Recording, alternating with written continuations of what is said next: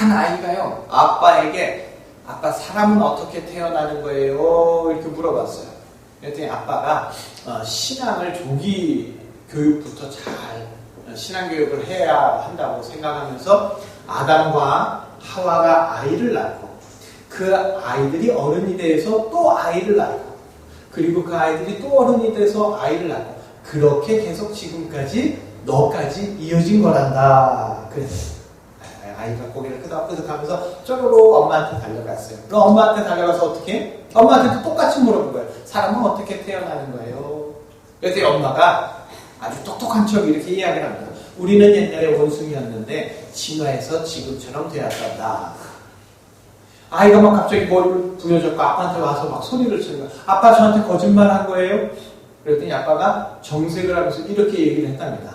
아, 엄마가 알려준 건 외가 좀 얘기를 하라.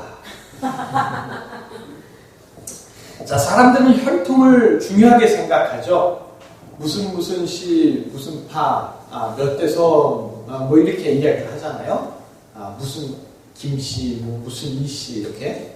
심지어 개를 살 때도 순종이냐 잡종이냐 이걸 따집니다. 자, 그렇다면 우리의 혈통은 어떻습니까? 오늘 말씀을 들으며 우리의 혈통을 찾으시고 혈통 때문에 절망하는 것이 아니라 새로운 혈통, 예수님의 혈통으로 기쁨과 감격을 누리시기를 바랍니다. 네. 자, 인간을 등급으로 나누는 것, 이거 별로 인권적으로 좋지 않은 일이죠. 그런데 동서고금을 막론하고 안타깝게도 언제나 있어 왔습니다. 보통 등급을 나눌 때 왕족, 귀족, 평민, 노예 뭐 이렇게 나누죠. 이런 4단계의 계층 구분은 우리나라에도 있었고요. 전 세계 모든 나라에 있었고 과거의 모든 시대에 그렇게 존재했었습니다. 인간에게 혈통이라는 것은 그 사람의 자라난 배경, 그 사람의 교양 수준하고 굉장히 밀접한 관계가 있죠. 좋은 혈통, 높은 혈통, 귀한 혈통과 천하고 낮은 혈통은 구분이 될 수밖에 없어요. 자라온 배경이 그러니까. 그래서 인간은 자기 혈통을 좋은 혈통으로 만들기 위해 매우 애쓰고 노력하며 살아가죠. 북한에도 특수 혈통이 있어요. 백두 혈통이라고. 백두 혈통이 뭐냐? 김일성의 직계 가족입니다. 아주 특별한 대접을 받아요. 반면에 백두 혈통이 아니면 짐승 같은 대접받으면서 비참한 인생 살아가더라는 거예요. 자, 한국에서도요, 좋은 가문, 좋은 혈통, 좋은 집안 만들기 위해서 모든 엄마들이 신분 상승의 수단으로서 어린아이 때부터 줄기차게 교육에 매달리죠. 좋은 가문 만들어서 좋은 혈통을 만드는 것, 이게 모든 사람들이 가지고 있는 꿈입니다. 그러나 좋은 혈통 만들기는 하늘의 별을 따는 것보다 훨씬 더 어려운 게 현실이에요. 대통령 혈통을 만들었는데 대통령 끝나자마자 어떻게 돼? 감옥에 가고. 좋은 혈통을 꿈꾸기는 하는데 현실상 불가능하기 때문에 드라마나 영화를 보면서 대리만족이나 하는 뭔가 축 처진 것 같은 인생을 살아가고 있는 것 같지 않으세요? 자, 오늘 라합도요, 혈통이 안 좋기로는 아주 으뜸입니다. 출생이 기생이에요. 기생은요, 고귀한 직업이 아니죠. 자랑거리가 아니라 숨기고 싶은 신분이에요. 기생이다, 술집 여자다 하면 누구나 남들에게 꼭꼭 숨기고 싶겠죠. 아무리 라합이 이스라엘의 정탐꾼을 숨겨준 공로가 있다고 해도 이미 천한 기생의 생명과 그의 가족들을 살려줬다면 이미 이스라엘로서는 충분한 보상이 된 걸 거예요.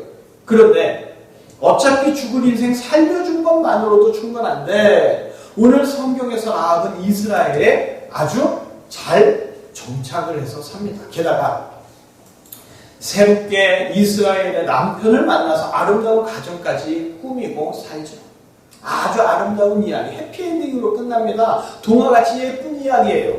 그런데 라합이 가정을 이루었는데 그 가정을 통해서 다윗의 가문이 이어지고 그 가문의 후손에서 이 땅을 구하러 오시는 메시아, 곧 예수님이 나타나신다는 거예요.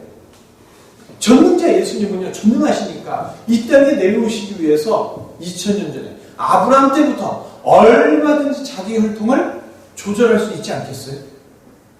예수님의 혈통이라면 거룩하고 깨끗하고 뭔가 훌륭한 사람들로 가득한 그런 족보가 되어야 할 겁니다.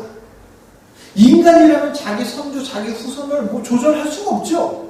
그러나 예수님은 이 땅에 신적 권능으로 내려오시기 때문에 그 능력으로, 그 통로로 아브라함을 선택한 것처럼 자신의 선조도 선택하고 후손도 선택하고 가능할 거 아니에요? 그런데 왜 예수님은 자기 선조에다가 라합이라는 기생을, 그것도 이방 민족 출신이었던 천한 여인을 집어 넣으셨냐 하는 겁니다.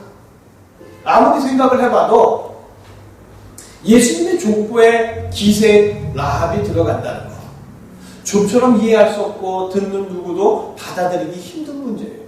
그 거룩한 메시아가 오신 그 통로에 왜 기생이 껴있냐는 말이죠. 인간들이 힘이 없어서 자기 선조나 후손을 조절할 수 없다지만 예수님은 전능한 능력으로 충분히 조절하실 수 있는데 왜 기생이고 창녀였던 이방 여자 라합을 예수님의 선조의 혈통으로 넣어 놓으셨을까요? 자, 대체 하나님은요, 인간을 창조하실 때 인간들을 거룩하고 깨끗하게 정의롭고 공의로운 존재로 아주 기가 막히게 창조하셨습니다. 인간을 흠없이 창조하셔서 하나님의 족보에 들어가는 훌륭한 혈통으로 만들어 주셨어요. 하나님은 인간의 코에 자기의 거룩한 영, 생기를 불어 넣으셔서 하나님의 거룩한 족보에 들어가게 해주셨습니다. 그렇게 창조된 인간들은요, 훌륭한 후손들을 낳아서 대를 이어갈 수 있었습니다. 하나님은 인간들이 결혼해서 자녀를 낳아도 훌륭한 자녀들만 낳도록 그렇게 창조해 주셨거든요. 그러나 인간들이 타락했습니다. 하나님을 대적하고 자기 마음대로 살고자 했습니다. 방종하면서 완악하고 추악하게 사는 걸 기뻐했죠. 그렇게 타락한 후에 모든 인간이 낳은 자식들은요, 부모의 좋은 면을 담기도 하지만 나쁜 면도 아주 잘 닮은 뿐만 아니라 더 심하게 닮는 그런 현상이 나타납니다. 인간이 후손을 낳으면 훌륭한 자손들만 나오는 게 아니라 사악하고 잔인한 후손들도 많이 나오게 됩니다. 타락한 인간들은 아무리 조기 교육을 하고 좋은 학벌을 갖게 해주어도 사악한 후손들은 멈추지를 않습니다. 이제 인간의 타락한 혈통은 하나님과의 관계가 끊어진 혈통이 되어버렸고, 인간의 혈통은 짐승의 혈통과 다를 바 없이 아주 낮고 천한 자의 혈통이 되어버렸습니다. 다시 천국에 들어갈 수 없는 타락한 혈통. 인간은 후손을 낳으면 낳을수록 인간의 죄악은 더 많이 쌓이고 더 더러운 타락한 혈통이 되어갑니다. 그렇게 인간의 혈통은 선한 혈통이 아니라 악의 근원이 되어버렸습니다. 그래서 인간은 말하기를 자기가 낳은 자녀를 종종 뭐라고 얘기합니까? 원수라고 얘기합니다. 인간을 가장 나쁘게 하는 거 바로 자기가 낳은 자식, 자기의 혈통입니다. 이것이 타락한 인간의 실상인 거죠. 자, 오늘 라합은요, 기생이 창녀와 다름없습니다. 라합은 자기 몸을 팔았고 자기 영혼마저 팔았던 거룩하지 못한 여자예요. 그런 라합이 여리고에서 이스라엘 하나님에 대한 놀라운 소문을 듣게 돼요. 그리고 하나님에 대해서 조금씩 듣고 알게 되면서 그 하나님을 마음에 두면서 그 하나님을 믿기 시작하죠. 그래서 라합은 여리고 사람들이 다 멸망당할 때 그의 가족들과 함께 그곳에서 유일하게 구원받은 자가 되었습니다. 이스라엘이 여리고에 함락당하기 전에 여리고 사람들은 라합이 기생이었기 때문에 라합을 없이 여겼어요. 라합을 천하게 여겼습니다. 그러나 라합이 하나님의 역사에 동참해서 하나님이 하시고자 하시는 일을 전적으로 도우며 정탐꾼들을 도왔을 때 이스라엘 민족은 라합을 살려주었을 뿐만 아니라 유다 지파로 받아주었어요. 그리고 라합은 훗날 룻의 남편이 되는 보아스를 낳게 됩니다. 보아스의 엄마가 바로 라합이에요. 라합의 남편은 누구냐? 유다 지파의 살몬이에요. 그럼 살몬은 어떻게 기생 라합을 아내로 얻었을까? 라합이 기생 출신이니까 예쁘고 아름답기 때문에 그래서 결혼했냐? 아니에요. 살몬은 라합에게 있는 믿음을 보았고 라합에게 있는 지혜를 보았습니다. 살몬이 누구냐? 두 정탐꾼 중에 하나였어요. 라합이 하나님을 향한 신앙인이었기 때문에 신앙이 깊었던 살몬도 그녀와 결혼하는데 기생 출신이라도 전혀 주저하지 않고 기쁨으로 그녀와 결혼했습니다. 라합은 비록 기생이었지만 하나님을 알았고 하나님을 의지했고 하나님의 은혜를 받은 여자였어요. 그래서 유다 지파에 있던 훌륭한 신앙의 청년 살몬은 라합을 주목하여 보았고 그녀와 결혼해서 아름다운 가정을 이룬 줄 믿습니다. 이 사건과 족보가 성경에 기록된 이유, 모든 인류는 기생 라합처럼 거룩하지 못해요. 세상에 술 좋아하고 돈 좋아하고 권력 좋아하고 그렇게 타락한 존재지만 예수님은 이 땅에 오셔서 그런 죄 많은 인간들에게 신랑으로 찾아오신다. 허물 많고 죄 많은 인간들을 다시 다 구원해 주시겠다는 것을 알려주시기 위해서입니다. 예수님께서 라합을 자기 계보에 넣어주신 것, 어떤 부족한 인간이라도 예수님을 믿고 따르는 자가 충분히 될 수 있다는 걸 정확하게 보여주며 알려주고 싶으셨기 때문입니다. 어떤 타락하고 범죄한 인간이라도 예수님은 그 모두를 자기 계보에 넣어서 거룩한 자로 바꾸어 줄 것을 미리 보여준 사건입니다. 예수님은 인간들이 깨끗하기 때문에 예수님 혈통에 넣어주는 게 아닙니다. 인간들은요, 후손을 낳으면 낳을수록 더 악랄해지고 더 타락해 가지만 예수님은 그런 인간들을 놀라운 사랑으로 안아주셔서 깨끗하게 만들어주시고 정결하게 변화시켜 주셔서 전능자의 혈통에 넣어주시는 줄 믿습니다. 아멘. 인간은요, 누구를 자기 혈통으로 넣고 싶어도 넣을 수가 없어요. BTS가 잘 나간다고 쟤네들 내 동생 할래? 안 돼요. 내 아들 할래? 안 되죠. 인간은 자기가 낳은 자식만 자기 혈통에 넣을 수 있습니다. 그러나 예수님은 어떤 인간이라도 다 자기 혈통에 넣어줄 수 있고 모든 인류를 자기 혈통에 넣을 수 있는 전능하신 분입니다. 인간을 할 수 있다면 깨끗하고 선량한 자만, 멋있고 훌륭한 자만 자기 혈통에 넣으려고 하겠죠.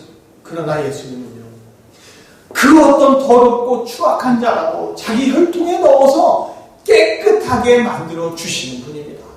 기생이라도 창녀라도 새이라도 예수님은 자기의 혈통에 넣어서 가장 깨끗하고 거룩한 자로 바꾸어 주십니다.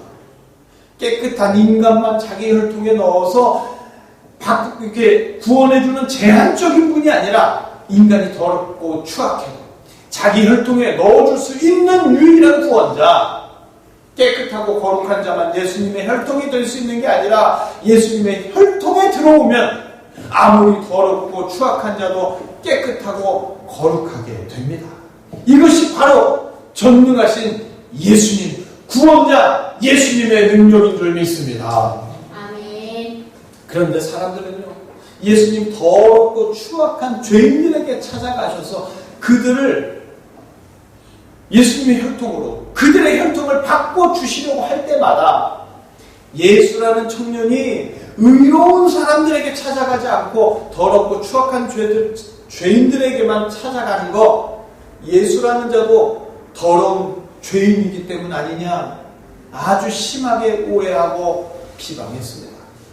예수님은 이 땅에 오셔서 기생에게 찾아가고, 예수님은 이 땅에 오셔서 세리에게 찾아가고, 예수님은 이 땅에 오셔서 버려진 죄인들에게 찾아가시면서 그들의 혈통을 예수님의 혈통으로 바꿔 주시려고 하셨지만, 예수님의 이런 거룩한 뜻을 알지 못하는 타락한 인간들, 예수님을 욕하기만 바빴습니다.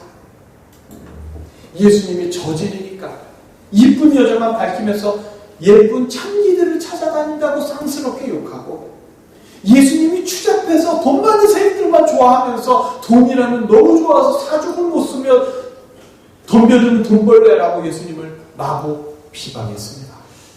예수님이 더럽고 추악한 세리와 창녀와 같은 죄인들에게 찾아갈 때마다 예수님은 그들과 똑같은 자라고 험담과 핀잔이 멈추지를 않았습니다.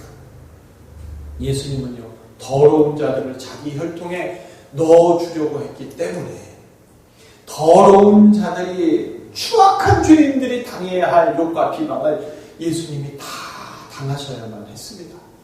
그럼에도 불구하고 예수님은 그 욕을 다 감수하면서까지 더러운 죄인들을 자기 혈통으로 넣어주시는 역사를 결코 쉬지 않으셨습니다.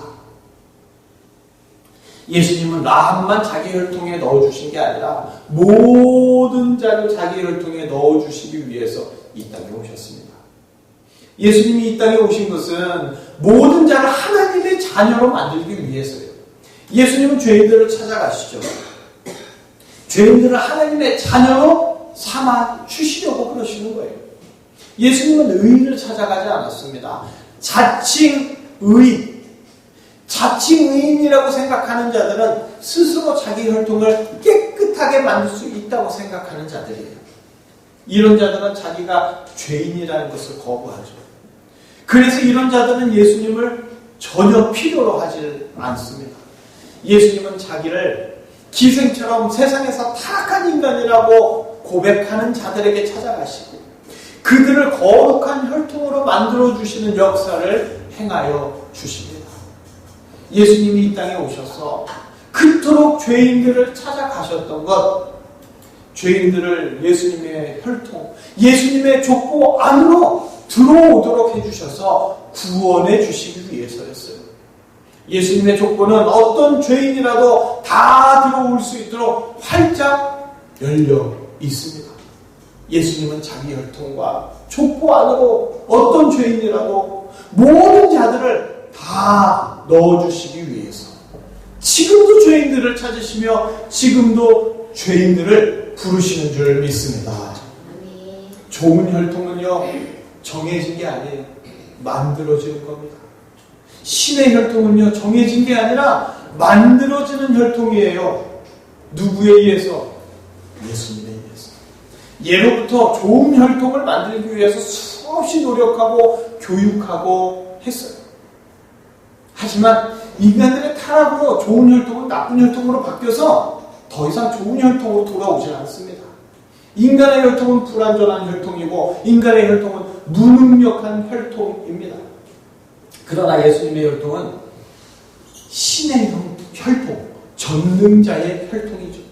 예수님의 조건은 이 땅에 죄 많은 자들을 불러서 다 하나님의 자녀로 삼아 주십니다. 하나님 아버지의 자녀가 된다는 게 무슨 뜻이냐? 피조물인데 창조주의 혈통과 족보를 갖게 된다는 뜻이에요. 피조물에 불과한 인간이 조물주로 연결되는 혈통을 가질 수 있는 유일한 길, 바로 예수님의 혈통을 부여받는 겁니다. 그러면 누구든지 신의 혈통이 되어서 신의 족보에 들어가게 되는 거죠. 신의 혈통을 갖고 신의 족보로, 예수님의 족보로 들어간 자, 신만이 거주하는 천국에 들어가게 됩니다. 신만이 누리는 영생을 누리게 됩니다. 이 세상에서 가장 복된 인생이 뭐냐? 예수님의 혈통을 이어받은 인생. 인간의 혈통은 그 끝이 멸망과 죽음으로 이어지는 어두운 지옥의 혈통이지만 예수님의 혈통은 영원한 천국에서 영생하는 천국의 혈통이요 신의 족보로 이어지는 혈통인 줄 믿습니다. 타락한 인간들은요 죄로 더럽혀진 혈통으로 영원한 죽음과 멸망으로 들어갈 수밖에 없습니다. 그러나 인간은요 자기 힘으로 자기 혈통을 깨끗하게 만들겠다고 해요.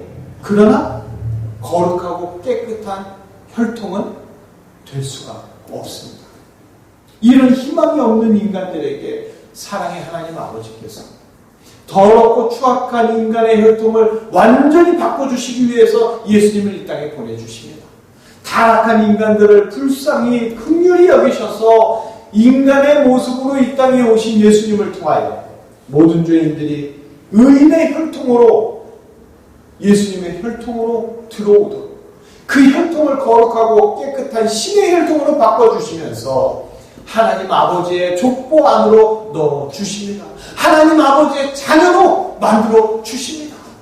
이제 모든 인간들은 세상의 종으로서 죽음 앞에 부들부들 떠는 자가 아니라 하나님 아버지의 자녀가 되어서 하나님을 아버지라고 부르는 놀라운 복을 누리게 되었습니다. 이것이 하나님 아버지의 놀라운 계획이요 놀라운 은혜인 줄을 믿으시길 바랍니다. 기생 라합은요 여리고가 출생지예요. 여리고가 자란 곳입니다. 그 여리고에서 술을 팔고 몸을 파는 기생으로 살았던 게 라합이에요. 천한 인생으로 그 땅에 태어나 돈 없는 부모 밑에서 집안을 살리고자 어릴 적부터 기생이 되었습니다. 기생이 되고 싶어서 기생된 게 아니에요. 태어나면서부터 가난하니까 자기 의지와 상관없이 부모가 결정한 비참한 인생으로 살 수밖에 없었어요. 그렇게 여리고에서 라합은 천한 기생 여인이었습니다. 여리고에서 라합은 불쌍한 삶을 살 수밖에 없었어요. 그러나 그랬던 기생 라합이 하나님의 역사로 완전히 변화되었습니다. 하나님의 자녀가 되는 인생으로 바뀌었고 예수님의 족보에 들어가는 인생이 되었습니다. 예수님이 이 땅에 내려오시기 위해 선택한 예수님의 직계 선조가 된 거죠. 라합이 의롭거나 정의로워서가 아니에요. 남달리 똑똑하거나 잘나서가 아닙니다. 예수님께서 라합을 선택하여서 예수님의 족보에 들어가게 해주셨습니다. 이제 라합은요 이스라엘에서 가장 거룩한 예수님의 족보로 가장 성스러운 예수님의 혈통으로 살게 되었습니다. 가장 추악한 기생의 자리에서 가장 거룩하고 성스러운 구원자의 선조가 되는 신의 족보에 이름을 올린 여자. 천국에 기생 라합은 없어요. 천국에는 거룩한 라합만 있을 뿐입니다. 예수님 때문에 이 세상에서 가장 훌륭한 가문이 되었고 가장 위대한 혈통이 되었고 가장 거룩한 족보 안에 들어갔습니다. 인간이 상상할 수 없는 신의 족보로 자기의 이름을 올린 라합, 그 복을 우리에게 이어주는 우리의 선조인 줄 믿습니다. 사람들은 아주 혈통을 중요시 여기죠. 좋은 혈통에서 좋은 사람이 나온다고 그렇게 믿고 있습니다. 이 말은 어느 정도는 사실이에요. 스포츠 선수 부부 사이에서 그 재능을 타고난 아이들이 태어나기도 하잖아요. 그러나 다 그럽니까? 아무리 좋은 혈통 갖고 좋은 족보를 갖고 싶어도 바라는 대로 좋은 혈통으로 계속 이루어지지 않는 것이 바로 인간의 한계입니다. 그러나 예수님께 나오는 자는 그 예수님으로 인하여 인간의 비천한 족보를 버리고 예수님의 족보로 들어갈 수 있습니다. 인간은 모두 라합처럼 더럽고 추악한 족보와 혈통으로 이 땅에서 살아갈 수밖에 없지만 예수님께 나오면 이전 것은 다 사라지고 하나님의 자녀가 될 줄 믿습니다. 아멘. 하나님의 자녀가 되는데 어떤 조건도 없어요. 하나님의 자녀가 되는 것 그저 예수님 안에 거하면 됩니다. 그러면 예수님은 누구라도 거룩하고 깨끗한 혈통, 천국의 혈통으로 만들어 주십니다. 그러나 하나님의 자녀가 되기를 거부하면 인간의 더럽고 추악한 혈통으로 결국 지옥에 들어가야 하는 비참한 인생으로 끝나게 되는 것이죠.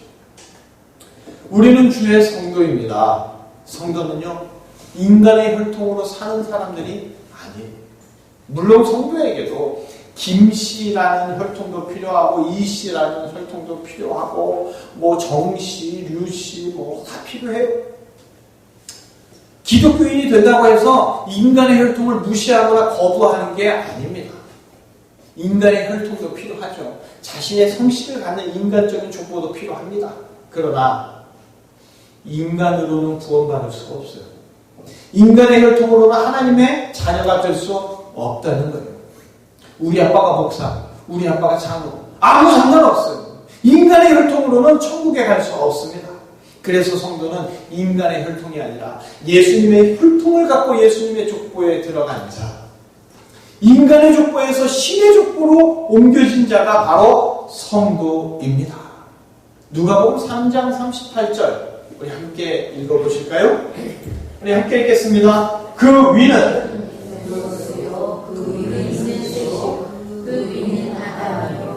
그 위는 하나님이시니라.